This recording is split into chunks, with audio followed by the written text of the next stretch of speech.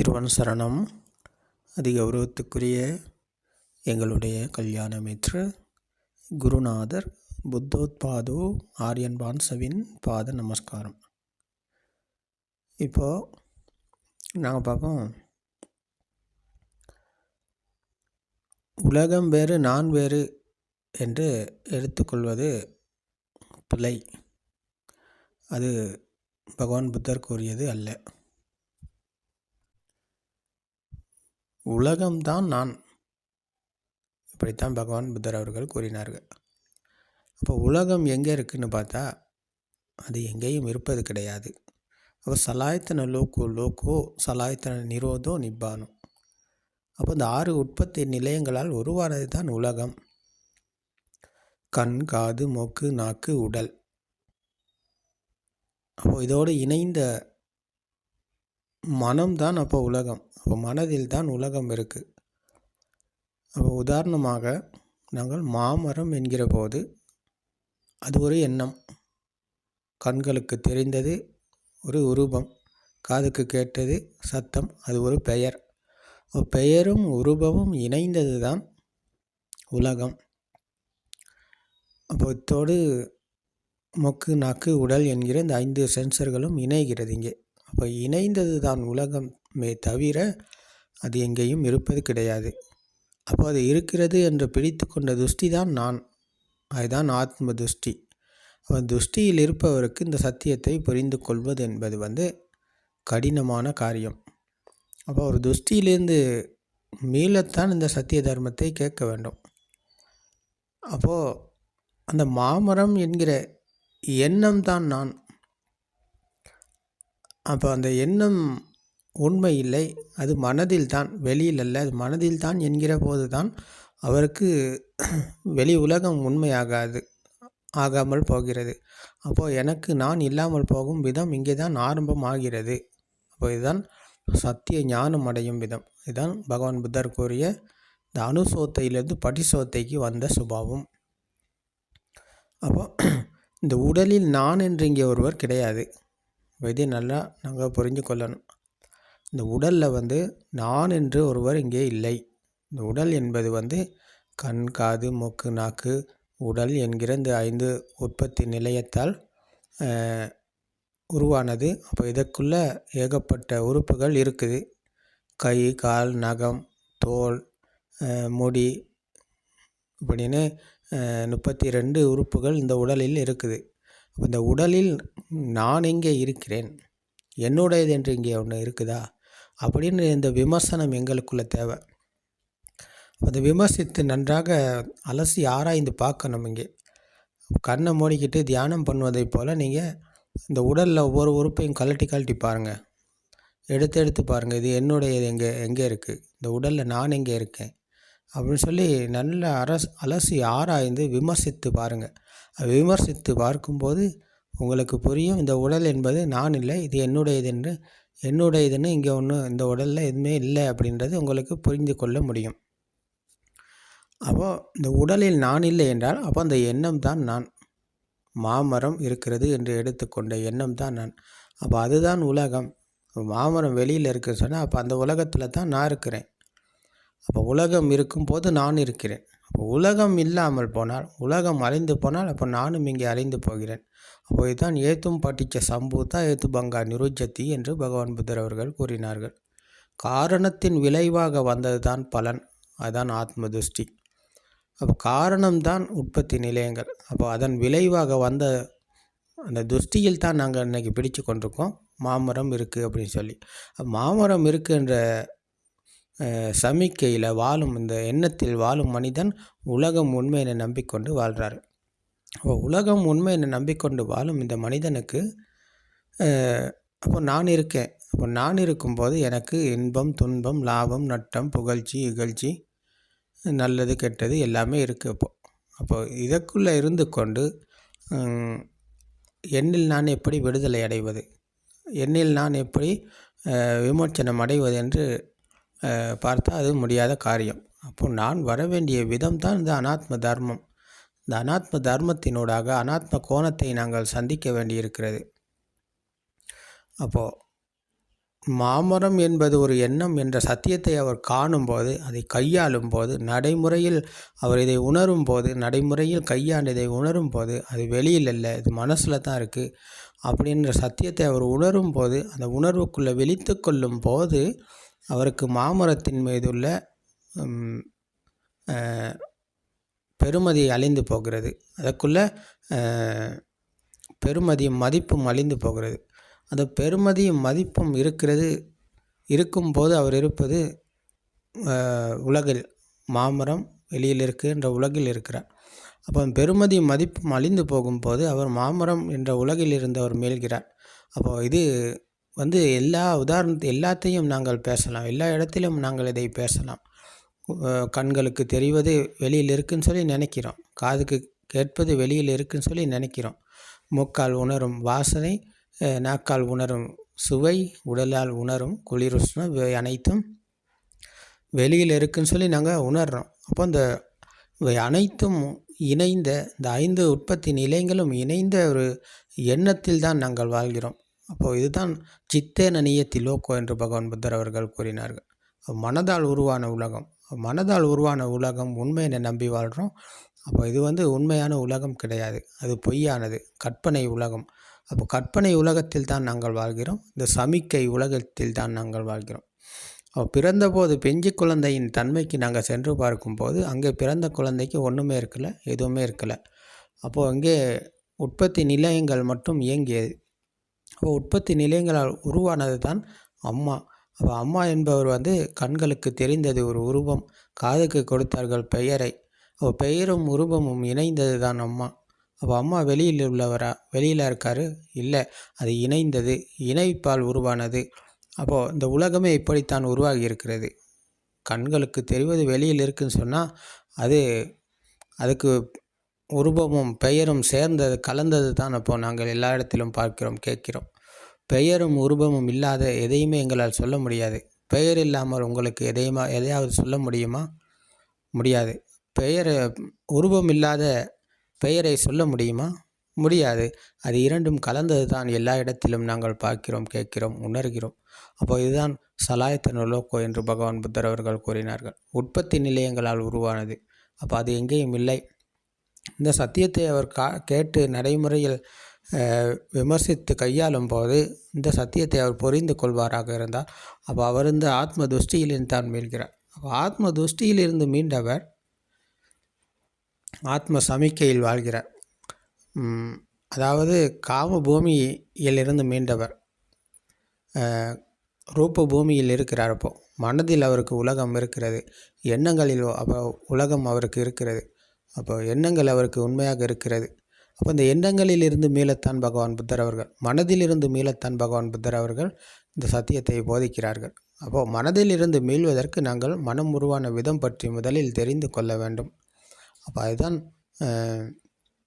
இந்த புப்பே நிவாசானுசதி ஞானம், மனம் உருவான விமர்சனம் பண்ணும் ஞானம். அப்போது மனம் உருவான விதம் பற்றி விமர்சித்து நாங்கள் முதலில் இதை புரிந்து உணரணும். அப்போது அந்த உணர்வுக்குள் வீழ்த்து கொள்பவருக்கு அது வெளியில் இல்லை, மனசில் தான் இருக்குது அப்படின்ற உணர்வை அவர் அடையும் போது, அந்த உணர்வுக்குள் அவர் விழித்து கொள்ளும்போது தான் அவருக்கு மனதின் மேலும் வழி திறக்கிறது. அப்போ மனதில் மேலும் வழியில் அவர் பயணிக்கும் போது அப்போது அவர் நடைமுறையில் கையாள்வது எல்லா இடத்திலும், எல்லா நேரத்திலும், அனைத்து காரியத்திலும் அவர் ஈடுபடும் போதும் அவர் செய்வது எதுவோ நான் செய்வது கிடையாது. அதாவது அவர் ஒரு ஆசிரியர்னு சொல்லுவோமே, ஆசிரியர் ஒரு பாடசாலையில் கல்வி கற்பித்து கொடுக்குறார். அப்போ கல்வி கற்பித்து கொடுக்கும்போது அவர் செய்கிறாரா என்ற சத்தியத்துக்குள் அவர் இருக்கிறார். அப்போ அவரை அவர் விமர்சித்து பார்க்கும்போது அவர் இங்கே செய்வது கிடையாது. கண்களுக்கு தெரிவது, காதுக்கு கேட்டது, இவை இரண்டும் இணைந்தது தான் நாங்கள் பார்ப்பது, கேட்பது, உணர்வது எல்லாமே. அப்போது மனதில் நடக்கும் கதையை தான் இங்கே அவர் செய்கிறாரே தவிர வெளியில் இருந்து அவர் மீண்டு விட்டார். அப்போ இவர் தான் சத்திய ஞானம் அடைந்தவர். அப்போ மனதில் நடக்கும் கதையும் உண்மையா என்ற சத்தியத்தை விமர்சித்து அவர் பார்க்கும்போது இல்லை, அவருக்கு அதுவும் உண்மையாகாது. ஏன்? புத்தகம் என்பது ஒரு எண்ணம். அப்போ அதுக்குள்ள உள்ள விடயங்கள் எல்லாமே எண்ணங்கள் தானே. அப்போ எண்ணங்கள் எங்கேயாவது இருக்குதா? மனசில், வெளியில் இல்லை, மனசில் தான் என்ற சத்தியத்தை அவர் புரிந்து கொண்டதன் பிறகு புத்தகம் என்கிற போது அது ஒரு எண்ணம் தானே. கண்களுக்கு தெரிந்தது வர்ணம், காதுக்கு கேட்டது சத்தம், அது இரண்டும் இணைந்த புத்தகம் அப்போ வெளியில் இருக்குது இல்லை, அது மனசில் இருக்குது. மனசில் இருக்கும் புத்தகம் என்பது உண்மையா? இல்லை. ஒரு பாட புத்தகத்தில் நாங்கள் சொல்வோமே, கண்ணன் மரத்தில் ஏறினான். இந்த வரியில் கண்ணன் என்கிறது ஒரு எண்ணம், மரம் என்கிறது ஒரு எண்ணம், ஏறினான் என்கிறது ஒரு எண்ணம். அப்போ இந்த எண்ணங்கள் அவர் படிக்கும்போது சத்தம் இல்லை, சத்தம் இல்லாமல் மௌனமாகவும் படிக்க முடியும் தானே. மௌனமாக படிக்கும்போது அந்த சமிக்கை தான் அப்போ அங்கே உருவாகுகிறது. அப்போ சத்த சமிக்கையில் சத்தம் இல்லை, வர்ண சமிக்கையில் வர்ணம் இல்லை, வாசனை சமிக்கையில் வாசனை இல்லை. இந்த மாதிரிக்கு சமிக்கை என்பது எண்ணம். அப்போ எண்ணத்துக்கு இந்த சத்தமும் வர்ணமும் இணைந்தது தானே எண்ணம். அப்போ எண்ணம் எங்கேயாவது இருக்குதா? கண்ணன் என்ற எண்ணம் உருவாகி மரம் என்கிற எண்ணம் உருவாகுது. அப்போ மரம் என்ற எண்ணம் உருவாகி அழிந்து அது ஏறினான் என்ற எண்ணம் உருவாகி அழிந்து போகிறது. அப்போ அடுத்த வரிக்கு போகும்போது அவை அனைத்தும் அங்கே பிறப்பு இறப்பு என்ற சம்பவம் அங்கே நடந்து முடிகிறது. அப்போ கண்ணன் மரம் ஏறினான் என்ற இந்த வரியில் அவர் இந்த எண்ணத்துக்குள் உண்மையை விமர்சித்து பார்க்கும்போது கண்ணன் என்பது ஒரு எண்ணம், அது பிறந்து இறக்கிறது. மரம் என்கிறது ஒரு எண்ணம், அதுவும் அங்கே பிறக்கிறது இறக்கிறது. ஏறினான் என்கிற போது அங்கே மனம் பிறக்கிறது இறக்கிறது. அப்போது அந்த பிறப்பு இறப்பு என்பது மனதில் தான் நடக்கிறது. அப்போ மனதில் நடக்கும் பிறப்பு இறப்பை இவர் விமர்சித்து அவர் அங்கே புரிந்து உணர்கிறார். இது மனதில் நடக்கும் கதை, அது வேற எங்கேயும் இல்லை.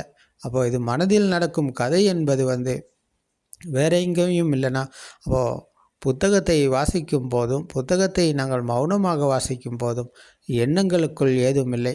எண்ணங்கள் என்பது ஒரு சென்சர் போல தான். இப்போ கண்களுக்கு வழக்கம் போல் தெரியுது, காதுக்கு வழக்கம் போல் கேட்குது. அப்போது அதற்குள் உருவானது எங்கேயும் இல்லை என்பதை போல் மனதுக்கு வரும் எண்ணங்களும் எங்கேயும் இல்லை. அது ஒரு ஸ்பார்க், அந்தந்த நேரத்துக்கு ஸ்பார்க் ஆகி அழிந்து போகிறது. அப்போ இந்த ஸ்பார்க் என்பது வேகம் என்று பகவான் புத்தர் அவர்கள் இப்போ இதைத்தான் கூறினார்கள். வேகம் என்பது வேகத்தை புரிந்து கொள்ள நாங்கள் பார்ப்பது, கேட்பது, உணர்வது, இந்த உற்பத்தி நிலையங்களுக்கு தான் பார்க்க வேண்டியிருக்கிறது. அப்போ கண்ணும் காதும் இணைந்தது தான் எண்ணம், மாமரம். மாமரம் என்பது வெளியில் இல்லை, மனதில் தான் இருப்பது. நாங்கள் எங்கிட்ட திரும்பி பார்த்தாலும், எதை கேட்டாலும், எதை உணர்ந்தாலும் அவை அனைத்தும் எண்ணங்கள் தான். அப்போ இது வேகம்தான், அந்த வேகத்துக்குள் தான் இவை அனைத்தும் இருக்கிறது. இந்த வேகத்தில் தான் நாங்கள் அப்போது உலகம் உண்மையை நம்பி பிடித்து கொண்டிருக்கிறோம். அப்போ இந்த வேகம்தான் இங்கே தனியப்படுகிறது. இந்த சத்தியத்தை அவர் காணும்போது அந்த வேகத்துக்குள் சத்தியத்தை காண்கிறார், சத்தியத்தை உணர்கிறார். வேகத்துக்குள் உண்மை இல்லை, சத்தியம் இல்லை என்ற சத்தியத்தை அவர் புரிந்து உணரும் போது அந்த மனதின் மாயில் மீளும் வழியில் தான் அவர் பயணிக்கிறார். அப்போது சாப்பிடும்போது சாப்பிடும் செயல் என்பது நானா செய்கிறேன் என்ற சத்தியத்தை அவர் விமர்சித்து பார்க்கும்போது கைகளால் பிசைகிறார். பிசைந்து சாப்பாடை வாயில் வைக்கிறார். வாயில் மென்று விழுங்கும் செயல் நடக்குது. அப்போ இதை நானாக செய்கிறேன், இப்போ நானாக சாப்பிட்றேன் அப்படின்ற விமர்சனத்தை அவர் செய்து பார்க்கும்போது அப்போ நான் என்று ஒருத்தர் இல்லை, இந்த உடலில் நான் என்று ஒருத்தர் இல்லை தானே, இந்த உடம்பில் நான் என்னுடையதுன்னு இங்கே ஒன்று கிடையாது தானே. அப்போ இந்த செயல் எப்படி நடக்குது, இப்போ யார் இதை செய்கிறாருன்னு விமர்சித்து பார்க்கும்போது அவர் இந்த சாப்பிடும் செயலை அவர் செய்வது கிடையாது, இந்த சிஸ்டமேட்டிக்கலி இங்கே நடக்குது. இந்த சிஸ்டத்துக்கு அப்போது சொந்தக்காரர் இங்கே கிடையாது, சிஸ்டம் நடந்து கொண்டிருக்கு. அப்போ இது ஆட்டோமேட்டிக்காக நடக்குது. அப்போ இது யாருமே செய்வது கிடையாது. அப்போது இது தண்ணீர் தாகம் எடுக்கும்போது தண்ணீரை குடிக்கிறார் அவர் என்கிற போது எனக்கு தண்ணீர் தாகம் வருகிறது, நான் தான் குடிக்கிறேன் என்ற துஷ்டிக்குள்ளே அவர் இல்லை. அப்போ தண்ணீர் தாகம் வருகிறது, அவர் தண்ணீர் குடிக்கிறார். ஆனால் அந்த செயலை செய்பவர் அவர் இல்லை, அவர் அங்கே கிடையாது. இப்போ தண்ணீரை வாயில் வைத்து உறிஞ்சும் போது அது வயிற்றுக்குள்ளே போகுது. வயிற்றுக்குள்ளே போனது திரும்ப கீழே போயிடுது. அது வயிற்றுக்குள்ளே நிற்பது கிடையாது. அப்போ சாப்பாடு சாப்பிடும் போதும் வயிற்றுக்குள்ளே போகுது, அது கீழே போயிடுது. அப்போது இந்த செயல் நடக்கிறது, ஆட்டோமேட்டிக்காக நடந்து கொண்டிருக்கு. அப்போ அதை நான் தான் செய்கிறேன், இது எனக்கு தான் பசிக்குது, எனக்கு தான் தாகம் எடுக்கிறதுன்ற கதை அவர்கிட்ட கிடையாது. அப்படி ஒன்று அவரால் அங்கே காண முடியாது. அப்போ இந்த செயலைத்தான் அவர் காண முடியும். அந்த செயலை பார்க்கும்போது அந்த செயல் நடக்குது, அந்த செயலுக்கு சொந்தக்காரர் இல்லை. இப்போ இதே போல தான் நாங்கள் எல்லா நேரத்திலும் எல்லா காரியத்திலும் ஈடுபடும் போது நாங்கள் எதை செய்தாலும் அதற்கு நான் செய்வது கிடையாது.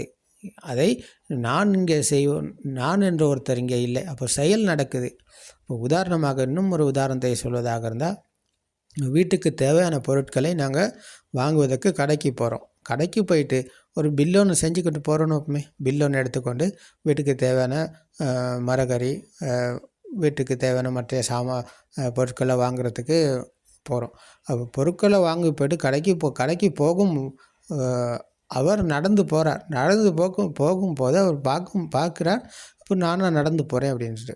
இல்லை, அவர் நடந்து போகிறது கிடையாது. அவருக்கு தோன்றிய ஒரு எண்ணம் வந்தது, கடைக்கு போகணும், இந்த பொருட்களை வாங்கணும் அப்படின்னு சொல்லி. அவர் நடந்து போகிற செயலை அவராக செய்கிறாரு? இல்லை, அவர் செய்வது கிடையாது. அது தானாக நடக்கிறது. அது இந்த சிஸ்டத்துக்குள் நடக்கிறது. அது ஆட்டோமேட்டிக்காக நடக்குது. அப்போ இந்த சிஸ்டத்தை பார்க்கும்போது கால்களை ஒன்றன் பின் ஒன்றாக எடுத்து வைக்கிறார். அப்போ எடுத்து வைப்பது என்பதை அவர் நினச்சா வைப்பார். வலது காலை வச்சுட்டேன், இப்போ இடது காலை வைக்கணும், இப்போ இடது காலை எடுத்துகிட்டு வலது காலை வைக்கணும் அப்படின்னு சொல்லி அவர் நினச்சி கால்களை மாற்றி வைக்க மாட்டார். கடைக்கு போகணும் அப்படின்ற ஒரு எண்ணம் வந்தது. அந்த எண்ணத்துக்கு அவர் செயல்படுகிறார். அப்போ செயலை அவராக செய்கிறார்? இல்லை. அப்போ சமிக்கை ஒன்று உருவானது. அந்த சமிக்கைக்கு தேவையான மாதிரி சிஸ்டம் இங்கே நடக்குது. அப்போ சிஸ்டத்துக்கு சொந்தக்காரர் இல்லை. அப்போது மனதின் மாய்க்குள்ளே அவர் இருக்கிறார்? இல்லை.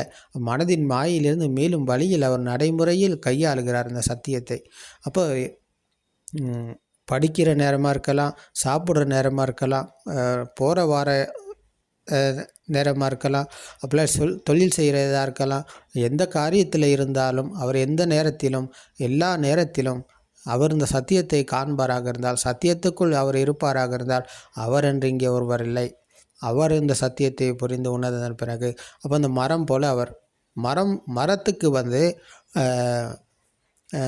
மரம் செடியாக இருந்து அது வளர்ந்து பெருசாகி அது பெரிய மரமாகி பூ பூக்குது, காய் காய்க்குது, அப்புறம் இலை கொட்டுது, அப்புறம் இலை பழுத்து கொட்டுது, அப்புறம் புதுசாக இலை முளைக்குது. இதெல்லாமே யாரும் செய்கிறாங்களா? இல்லையே. அப்போ இது இயற்கையாக நடக்குது. அப்போ இந்த இயற்கையாக நடப்பதை போலத்தான் இங்கே இந்த செயலும் இங்கே இவர் செய்வது கிடையாது, இது இயற்கையாக நடக்குது. அப்போ இயற்கையாக நடப்பதை நான் தான் செய்கிறேன், இது என்னுடையது, என்னுடைய ஆன்மா என்ற துஷ்டியில் இருப்பவருக்கு இது புரியாது. அப்போ துஷ்டியில் இருந்து மீண்டு சத்தியத்தை புரிந்தவருக்கு அந்த நடைமுறையில் சத்தியத்தை காணும் போது அவர் அன்றாட வாழ்க்கையில் எந்த காரியத்தில் ஈடுபட்டாலும் சத்தியத்துக்குள் அவர் விழித்து கொள்ளும் போது, சத்தியத்தோடு அவர் இணையும் போது அவர் எதை செய்தாலும் அவர் செய்வது கிடையாது, எதை பார்த்தாலும் அவர் பார்ப்பது கிடையாது, எதை கேட்டாலும் அவர் கேட்பது கிடையாது. இங்கே எல்லாமே சென்சர்கள் இயங்குது. சென்சர்கள் இயங்குதுன்னு சொன்னால் அவர் மூச்சு நிற்கும் மட்டும் இந்த சென்சர்கள் இயங்கும். அப்போ சென்சர்கள் இயங்கும் போது அதற்குள் இறங்கி செயல்படும் நான் இல்லை. அப்போ நான் இல்லை என்றால் அப்போது என்னில் நான் விடுதலை அடையும் வழியில் தான் அவர் பயணிக்கிறார். அப்போது இதுதான் பகவான் புத்தர் அவர்கள் கூறினார்கள், மனதில் மீளும் வழி, துன்பத்தில் மீளும் வழி, நிர்வாணம் அடையும் வழி, இதுவே நிரந்தரமான வழி என்று.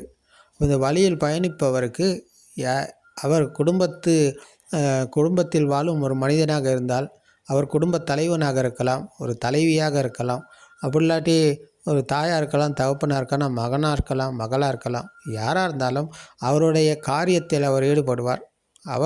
அவருடைய கடமையிலிருந்தோ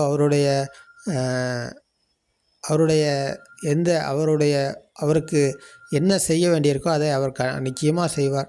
அதிலிருந்து அவர் மீள மாட்டார். அதிலிருந்து நான் நான் இந்த சத்தியத்தை புரிந்து கொண்டவன், நான் சத்தியம் வழியை தேடுபவன், எனக்கு இது சரி வராது அப்படின்னு சொல்லி அது எல்லாத்தையும் விட்டுட்டு அவர் போகும் நிலைக்கு வரமாட்டார். சத்தியத்தை புரிந்து கொள்ள இந்த வீட்டில் உள்ள சாமானியமான மனிதனாலும் இந்த சத்தியத்தை புரிந்து கொள்ள முடியும்.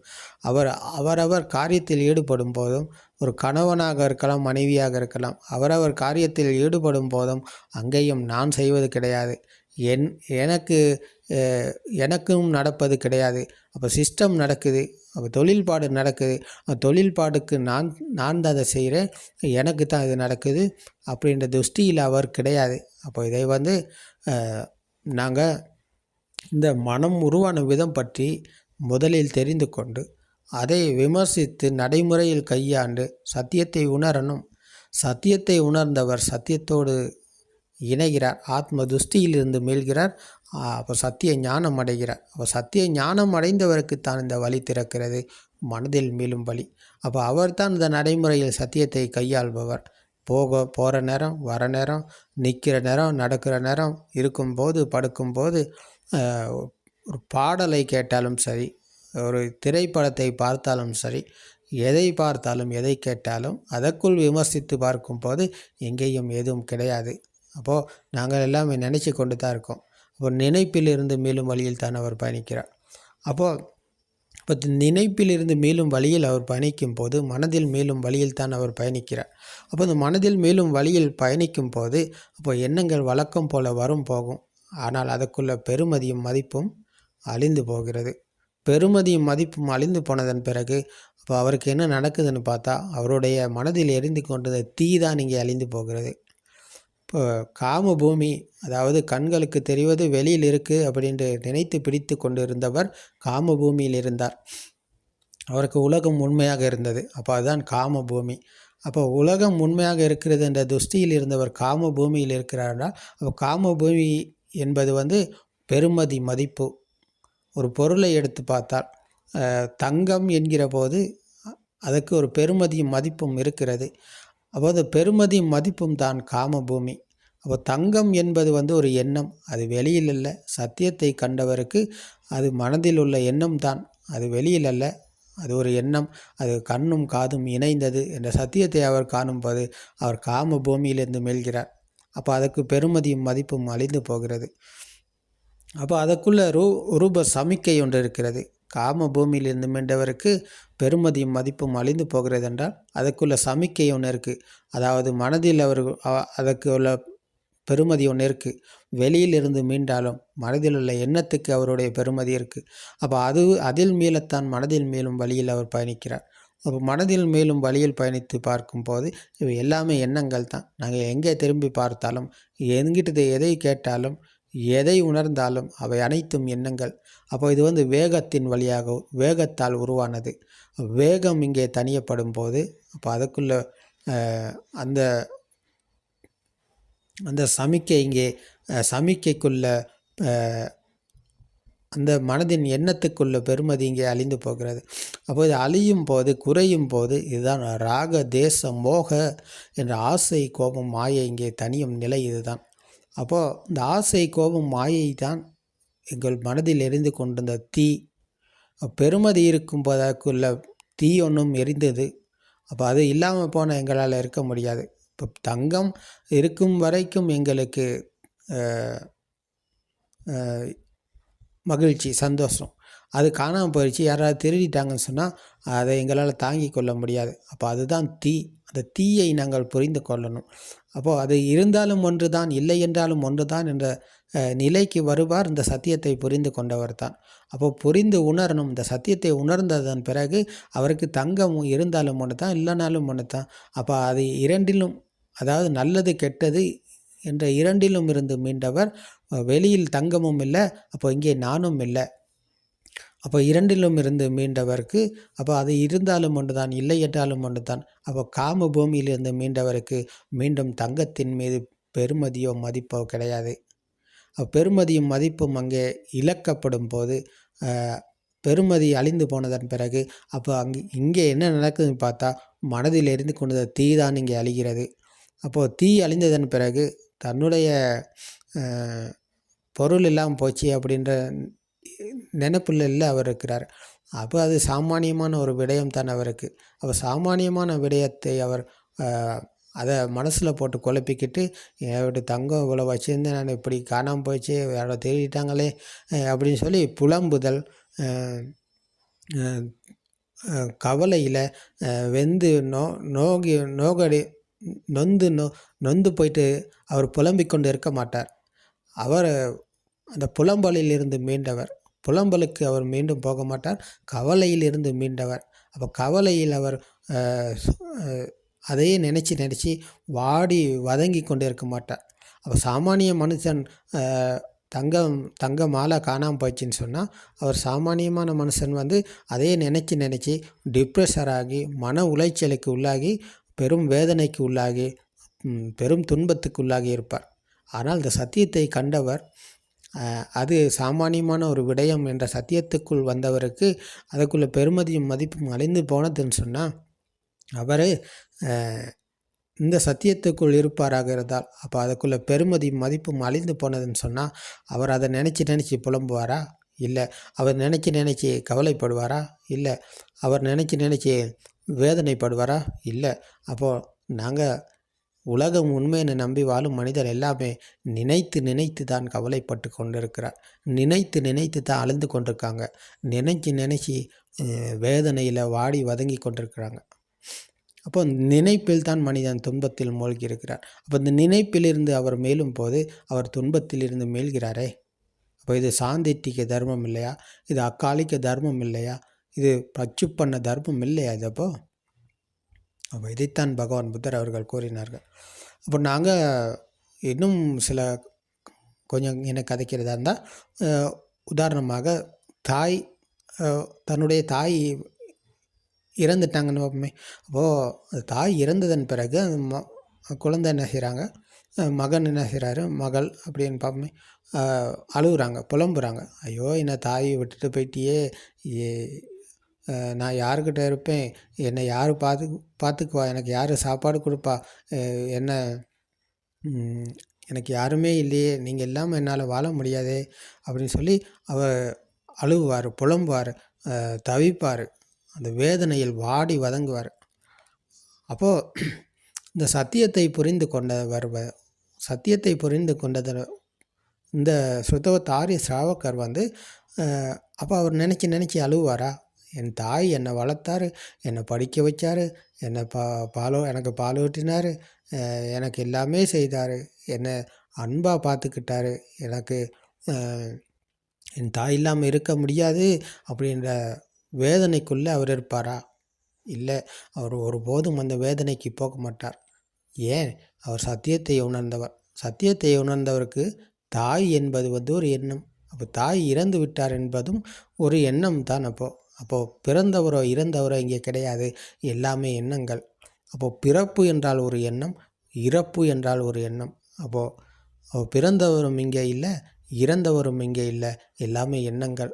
அப்போது இந்த சத்தியத்தை புரிந்து கொண்டவர் அவர் வெளி உலகத்திலிருந்து மீள்கிறார் என்றால் அவர் மனதிலிருந்தும் மீளும் வழியில் தான் பயணிக்கிறார்.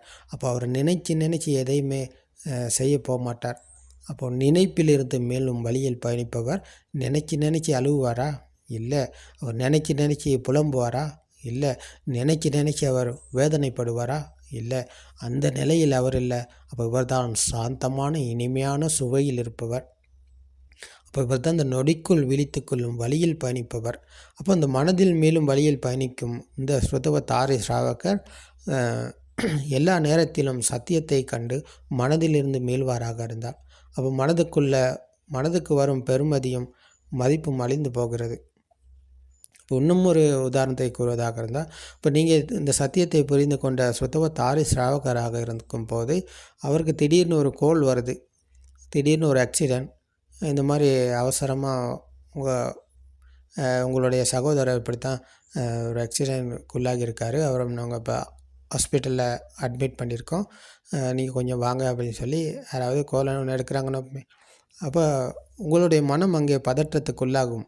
சத்தியத்தை புரிந்து கொள்ளாதவர் பதற்றத்துக்குள்ளாகி, ஐயோ என்ன நடந்துச்சு, ஏன் இப்படி திடீர்னு என்ன செஞ்சுக்கிட்டாருன்னு தெரியலையே அப்படின்னு சொல்லி பதற்றத்துக்குள்ளாகி பெரும் மன உளைச்சலுக்கு உள்ளாகி வேதனையில் அந்த அந்த கை கால் தெரியாமல் பதற்றத்தோடு நீங்கள் ஓடுவீங்க. ஆனால் சத்தியத்தை புரிந்து கொண்டவரும் அதே போல தான் நடந்து கொள்வார். ஆனால் அவருடைய மனதில் படபடப்பு இருக்காது, அவசரம் இருக்காது, அமைதிக்குள் தான் அவர் இருப்பார். அவர் வேதனைக்குள் அவர் இருக்க மாட்டார். எதையுமே நினைத்து நினைத்து வாடி வதங்க மாட்டார். அது எல்லாமே சென்சர்களால் இணைந்தது.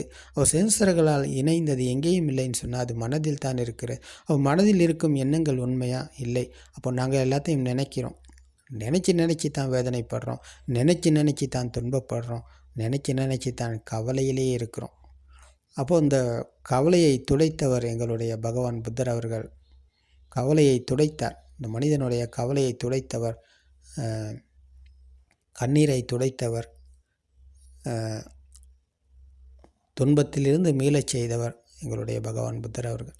அப்போ இந்த சத்தியத்தை புரிந்து உணர்பவர், அவர் சத்தியத்தோடு இணையும் போது மனதிலிருந்து மீள்வாராக இருந்தால் அவர் துன்பத்திலிருந்து தான் மீள்கிறார். அவர் துன்பத்திலிருந்து மீண்ட ஒருவர் இங்கே இருக்கிறாரா? இல்லை, துன்பத்திலிருந்து மீண்டவரும் இங்கே கிடையாது. அப்போ அவர் புத்த சுபாவம் அடைகிறார். அப்போ அவர்தான் ஸ்ராவக புத்தர். அப்போது மனதில் மீளும் வழி, துன்பத்தில் மீளும் வழி, நிர்வாணம் அடையும் வழி, இதுவே நிரந்தரமான வழி என்ற வழியில் பயணிப்பவர் காம பூமி, ரூப பூமி, அரூப பூமி என்ற 3 பூமிகளையும் வென்று புத்த சுபாவம் அடைகிறார். அப்போ காம பூமி தான் பெருமதியும் மதிப்பும், ரூப சமிக்கை தான் மனதுக்குள்ள பெருமதி தான், மனதில் உள்ள எண்ணம் தான் ரூபம், அதாவது இந்த சமிக்கை. அப்போ அந்த சமிக்கையிலும் உண்மை கிடையாது. நாங்கள் பார்ப்பது, கேட்பது, உணர்வது எல்லாமே சமிக்கை. அப்போ சமிக்கையில் உண்மை இல்லை. எந்த நேரமும் சமிக்கை என்பது ஸ்பாக்காகி கொண்டே இருக்கிறது. மனதுக்கு எண்ணங்கள் போய்கொண்டே இருக்கிறது. அது எந்நேரமும் பிறக்கிறது, இறக்கிறது, அதற்கு முடிவில்லாமல் நடந்து கொண்டே இருக்கிறது. ஆனால் அதிலும் உண்மையில்லை, சத்தியம் இல்லை என்ற நடைமுறையில் இந்த சத்தியத்தை காண்பவர் மனதில் இருந்து மீள்கிறார். அப்போ அதற்குள்ள பெருமதியும் மதிப்பும் இங்கே முற்றுமுழுதாக அணைந்து போகிறது. அப்போ அணைந்து போனதன் பிறகு அவர் ரூப பூமியிலிருந்து மீள்கிறார், அதாவது மனதிலிருந்தும் மீள்கிறார். மனதிலிருந்து மீண்டவருக்கு மீண்டும் அரூப பூமி என்கிற இந்த உருவமற்ற உலகம் இருக்கிறது. அந்த உணர்வில் அவர் இருக்கிறார். அப்போ அந்த உணர்வு தான் அரூப பூமி. சத்திய ஞானம் அடைந்தவர் வெளி உலகத்திலிருந்து மீள்கிறார். குத்திய ஞானம் வழியாக பயணிக்கும் போது அவர் மனதிலிருந்து மீள்கிறார்.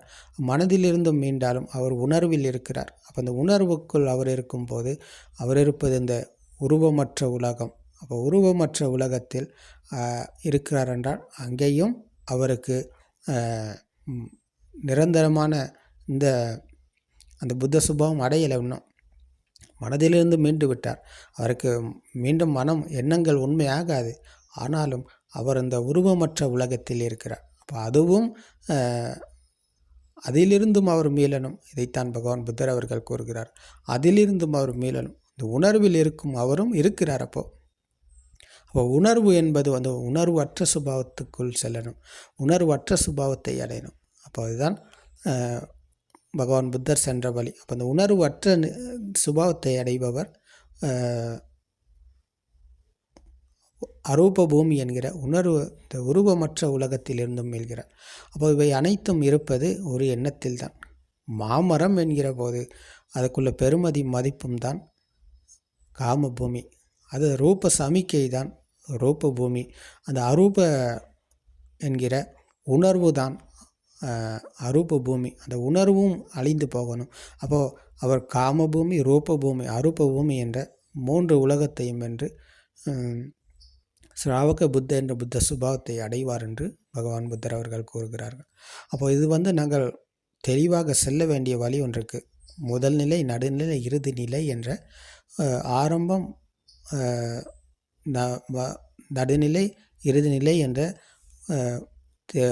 இந்த பயணத்துக்குள் நாங்கள் முதலில் தெரிந்து கொள்ள வேண்டியது தான் மனம் உருவான விதம். மனம் உருவான விதம் பற்றி தெரிந்து புரிந்து கொள்பவர் சத்திய ஞானம் அடைகிறார். சத்திய ஞானம் அடைந்தவர் மனதில் மேலும் வழியில் பயணம் செய்கிறார். அதுதான் கிருத்திய ஞானம். மனதில் மேலும் வழியில் பயணம் செய்பவர் தான் கிருத்தக் ஞானம் என்ற மனதிலிருந்து முற்றுமுழுதாக மேல்கிறார். கிருத்தக் ஞானம் என்பது தான் உணர்வு. அப்போ உணர்வு சத்தியத்தை அவர் எந்த நேரமும் உணர்கிறார். சத்திய ஞானம் அடைந்தவருக்கு அந்த உணர்வின் வழியாகத்தான் அவருடைய பயணம் மேற்கொள்ளப்படுகிறது. அவர் நினைத்து அல்ல போகிறார். அப்போ நினைப்பிலிருந்து மீளும் வழியில் தான் அவர் போகிறார். அப்போ அது உணர்வு. அப்போ சத்தியத்தை உணர்ந்தவருக்குத்தான் அந்த உணர்வுக்குள் விரித்து கொள்பவர். அவர் எண்ணங்களில் அல்ல அவர் வாழ்கிறார். அப்போ எண்ணங்களிலிருந்து மீளும் திசையில் பயணிப்பவர் இவர் தான். அப்போ இதுதான் அனுசோத்தையிலிருந்து படிசோத்தைக்கு வந்த சுபாவம். அப்போது உலகம் உண்மையை நம்பி வாழ்ந்த மனிதன் அனுசோத்தையில் இருக்கிறார். அவர் அந்த ஆற்று நீர் பள்ளத்தை நோக்கி போவது போல போகிறார். அப்போ அது அசுத்தவத் புதக்ஜன மித்யாதுஷ்டிக உம்மந்தக்க மனிதனின் சுபாவம். அப்போ ஆற்று நீர் மேல் நோக்கி போவதைப் போல இந்த சத்தியத்தை புரிந்து உணர்ந்தவர் சத்திய ஞானம் அடைகிறார். அப்போ அந்த உணர்வு இங்கே தான் உருவாகுகிறது, அனாத்ம உணர்வு. இப்போ அதுவரைக்கும் அவர் ஆத்ம உணர்வில் தான் இருந்தார். உலகம் உண்மை என நம்பி இருந்த மனிதன் ஆத்ம உணர்வில் தான் இருந்தார். அப்போ அந்த ஆத்ம துஷ்டியில் தான் இருந்தார். அதுதான் சக்காய துஷ்டி. அப்போ சக்காய துஷ்டியிலிருந்து மீள்பவர் ஆத்ம துஷ்டியிலிருந்து மீள்கிறார். அனாத்ம தர்மத்தை அவர் கையாளுகிறார். அப்போ அனாத்ம தர்மத்துக்குள் இந்த உணர்வில் தான் அவருடைய பயணம் மேற்கொள்ளப்படுகிறது. அப்போ அனாத்ம உணர்வு, அந்த அனாத்ம உணர்வின் வழியாக அவருடைய பயணம் மேற்கொள்ளப்பட்டு அவர் உணர்வு அற்ற சுபாவத்தில் நிர்வாணம் அடைகிறார். அப்போ உணர்வும் அணிந்து போகணும். இங்கே உணர்வுக்குள்ளும் ஒருவர் இருக்கிறார் என்று பகவான் புத்தர் அவர்கள் கூறுகிறார்கள். அப்போ உணரும் இடத்திலும் ஒருவர் இருக்கிறார். அப்போ அந்த உணர்வும் அழிந்து போகணும். அப்போ தான் சத்திய ஞானம், கிருத்திய ஞானம், கிருத்தக் ஞானம் என்று பகவான் புத்தர் அவர்கள் கூறினார்கள். சத்திய ஞானம் அடைந்தவருக்குத்தான் கிருத்திய ஞானம், கிருத்திய ஞானம் அடைந்தவருக்குத்தான் கிருத்தக் ஞானம். அப்போது இதுதான் 3 நிலை: நடுநிலை, முதல் நிலை, நடுநிலை, இறுதி நிலை. அப்போ இந்த மூன்றையும் கடந்து 3 உலகத்தையும் வெல்லணும். காம, ரூப, அரூப என்ற காமபூமி, ரூப பூமி, அரூப பூமி என்ற 3 உலகத்தையும் வென்று பகவான் புத்தர் சென்ற வழியில் சென்று இந்த 3 உலகத்தையும் வென்று நிர்வாணம் அடையும் வழி இதுதான் என்று பகவான் புத்தர் அவர்கள் கூறினார்கள். அப்போ இந்த சுபாவத்தை அடையும் போது அவர் அந்த விளக்கு என்பது எரிந்து கொண்டு இருக்கிறது. அப்போ விளக்கில் எண்ணெயும் தீர்ந்து விட்டதுன்னு சொன்னால், திரியும் தீர்ந்து விட்டதுன்னு சொன்னால், அப்போ அது அணைந்து போகும். அப்போ இதே போல் இந்த சத்தியத்தை புரிந்து உணர்ந்த இந்த புத்த சுபாவம் அடைந்தவர் அந்த விளக்கு அணைந்தது போல அலைந்து போவார். அவருக்கு மீண்டும் அந்த விளக்கு அணைந்த விளக்கு எங்கே போனதுன்னு கேட்டால் அதுக்கு யாருக்கும் பதில் சொல்ல முடியாது. அப்போ இதே போல் அவர் அணைந்து போவார். அது எங்கே போனது என்று யாராலும் சொல்ல முடியாது. அப்போ இதுதான் புத்த சுபாவத்தை அடைந்த சுபாவத்தின் தன்மை. இதுதான் பகவான் புத்தர் அவர்கள் கூறிய வழி. அப்போ இது நடைமுறையில் கையாள வேண்டியிருக்கிறது. இது ஒரு சிலபஸோ இது ஒரு கற்பனையோ கிடையாது. இது எங்களுடைய வாழ்க்கை கதையை நாங்கள் எங்களுடைய வாழ்க்கை பக்கம் திருப்பி பார்க்கணும். எங்களை நாங்கள் பார்க்க வேண்டியிருக்கிறது. கண்ணாடியில் ஒரு முகம் பார்ப்பது போல எங்களை நாங்கள் பார்க்க வேண்டும். இங்கே தான் அப்போ எங்களை பார்ப்பது என்பது மனதை பார்க்க வேண்டியிருக்கிறது. மனம் உருவான விதம் பற்றி தெரிந்து கொள்பவர் பிறகு மனதை பார்க்கிறார். மனதில் இருந்தும் முற்றுமுழுதாக விடுதலை அடைவார். உணர்வு அற்ற சுபாவத்தில் நிர்வாணம் அடைகிறார். அப்போது இது மெதுவாக செல்ல வேண்டிய பயணம். இது எடுத்த கைக்கு போக முடியாது. எடுத்த கைக்கு டக்குன்னு பாஞ்சு போக முடியும் ஒரு பயணம் கிடையாது. இது இவ்வளோ காலம் நாங்கள் உலகம் உண்மை என நம்பித்தானே வாழ்ந்தோம். உலகம் உண்மை என நம்பி வாழ்ந்த இத்தனை காலமும் நாங்கள் எவ்வளவோ நாங்கள் பிடிச்சு வச்சு கொண்டிருக்கோம். அப்போ அது ஆழமாக பிடிச்சு கொண்டிருக்கோம். அப்போ அது எல்லாமே கரைந்து போகணும். அப்போ எல்லாமே கரைந்து போகணும்னு சொன்னால் அது டக்குன்னு செய்ய முடியாது. அப்போ அதுக்கேற்றது போல் அது அதுக்கு ஏற்ற விதத்தில் நாங்கள் இந்த பயணத்தை மேற்கொள்ளணும். அப்போ அதை டக்குன்னு அவசரப்பட்டு போகணும்னு நினச்சா அது நடக்காது. அப்போ அங்கே மறுபடியும் நாங்கள் பள்ளத்துக்கு விழ வேண்டிய இடங்கள் ஜாஸ்தி. அப்போ அதனால் நாங்கள் இந்த பயணம் ரொம்ப தெளிவாகவும் ரொம்ப மெதுவாகவும் ரொம்ப கவனமாகவும் போக வேண்டிய பயணம் இது. அப்போது இந்த சத்தியத்தை புரிந்து உணர்பவர் இந்த வழிக்கு வருகிறார். அப்போ அவருக்கு நிறைய கேள்விகள் வரும். அப்போ இந்த கேள்விகளை அவர் கேட்கணும். அப்போ கல்யாண மிச்சவிடம் இந்த கேள்வியை கேட்டால்தான் அதற்கான பதிலை அவருக்கு பெற்றுக்கொள்ள முடியும். அப்போ அதுக்கு நாங்கள் இன்னும் முன்னுக்கு நிறைய ஏற்பாடுகளை செஞ்சுருக்கோம். ஸூம் மீட்டிங் ஏற்படுத்தி அதில் மீட்டின் மூலயமா உங்களுக்கு தெளிவு நிலையை பெற்றுக் கொடுக்க, இந்த சத்திய தர்மத்தினூடாக உங்களுடைய கேள்விகளுக்கான பதிலை பெற்றுக் கொடுக்க நாங்கள் தயாராக இருக்கோம். அப்படியும் உங்களுக்கு கேள்விகளை கேட்கணும்னு சொன்னால் நாங்கள் ஏற்கனவே கமெண்ட்டில் கொடுத்துருக்கோம் ஃபோன் நம்பர். அந்த நம்பருக்கு இலங்கை நேரப்படி இரவு 9 மணிக்கு பிறகு தொடர்பு கொள்ளுங்கள். உங்களுடைய கேள்விகளை கேட்கலாம். 074 35 12 491 இந்த இலக்கத்துக்கு நீங்கள் இரவு 9 மணிக்கு பிறகு தொடர்பு கொள்ளுங்க. உங்களுடைய கேள்விகளை கேட்கலாம். தர்மத்தை பற்றி மட்டும் நீங்கள் விமர்சிக்கலாம். வேறு எதையும் விமர்சிக்காதீங்க.